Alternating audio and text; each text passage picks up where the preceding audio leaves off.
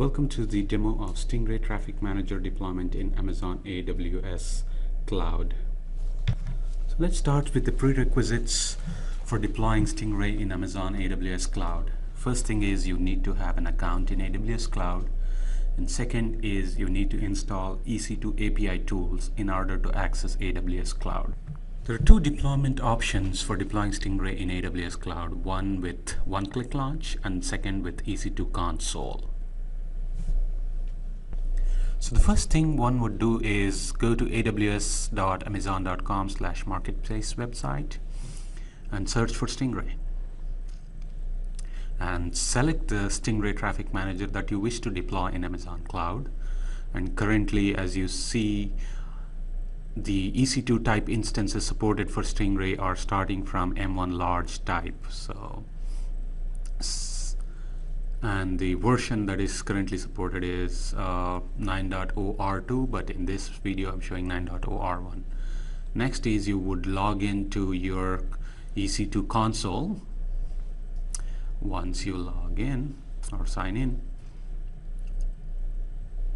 now you can make a choice or selection of which EC2 instance type you want to deploy the Stingray on, and also the firewall settings and the key pairs that you can use. So here, if you see, there are two tabs, one for one-click launch and second for launch with EC2 console. So I'm going to launch with EC2 console, and you can, first thing is you need to accept the terms by clicking on the button.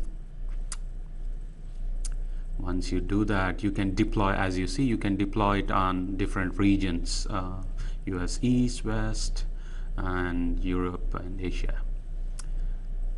And as you notice, you also need to have specific connection settings in order to access Stingray. So I'm going to deploy it in US West California region using EC2 console. So I'll click on continue, and I will select the instance type as M1 large.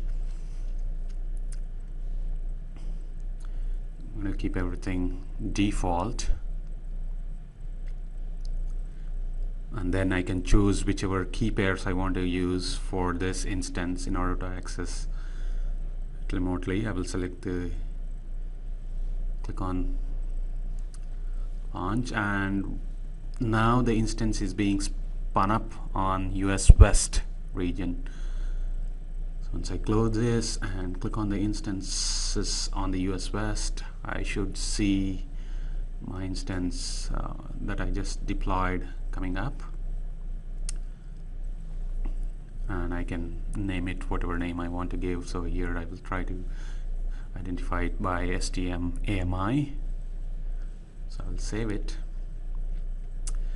Once the machine is deployed, it will get an automatic DNS name from Amazon. So that is the FQDN that you would use to access Stingray, and you can map that to your DNS, whatever user-friendly names if you wish to. So once I give that, I have to now get the password for EC2 instance. So keep in mind that one of the prerequisite was to have EC2 APIs installed. So I've installed it on my machine, and once I run that command, I get the password that was generated when Stingray was deployed.